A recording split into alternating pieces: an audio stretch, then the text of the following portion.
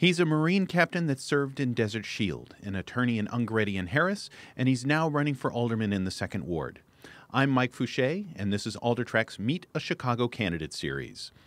Right now we're meeting Cornell Wilson, a candidate for the open seat in the newly redrawn 2nd Ward, representing Old Town, Bucktown, and the Gold Coast. So tell me, Cornell, what drove you to run for alderman?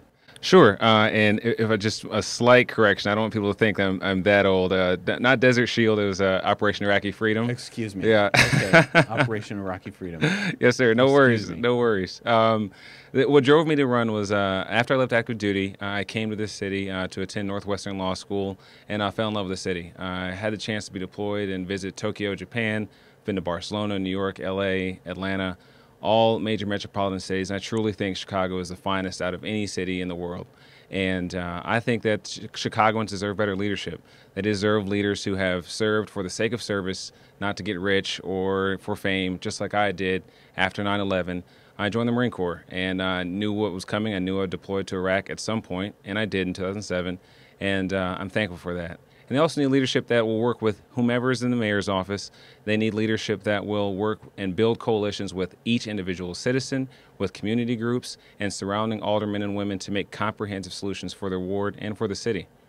So do you consider yourself an Emanuel, Garcia, Fioretti, or a Wilson supporter? Well, we are reaching out to each of them and asking them what they're going to do for the 2nd Ward, and we haven't heard back yet. But is that right? Okay. We'll take the time. I will personally and look at their platform. I'm looking forward to their debates. I'm looking forward to taking a thoughtful, diligent approach to each of them and figuring out which is going to be best for the 2nd Ward and for the city. So, unfortunately, I haven't made a decision yet, but I will be making one in the coming days and weeks. Most sitting aldermen would say ward maintenance issues occupy most of their time. But if you had a major policy issue, what would it be? I think, and I'm sure many other candidates have said this, and many other will, unfortunately, it's our fiscal situation. We simply cannot grow and move forward as a city without getting our fiscal house in order. And that's going to take all of the aldermen and women working together. It's going to take them undoing this gridlock and creating this Office of Financial Analysis for the City Council, getting a director in there and getting the best and brightest and analyzing our budget and making long-term comprehensive solutions. We simply cannot grow as a city with with our bond rating at junk level, with $297 million deficit for this year alone. It's going to jump up to $550 million in the next year. And we can't have our police and firefighters operating at less than 30% pension fund. Not to say not leaving out others, but I mean, that's just an example of how dire this crisis is. So if elected, would you join the Progressive Caucus?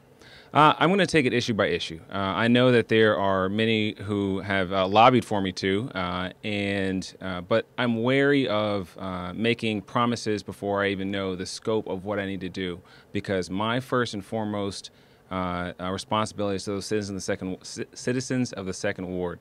And so I'm going to take it issue by issue and take a thoughtful analysis of everything that we need to do for the 2nd Ward and for the city. I'm happy to work with them on various issues, and I'm sure we can find ground.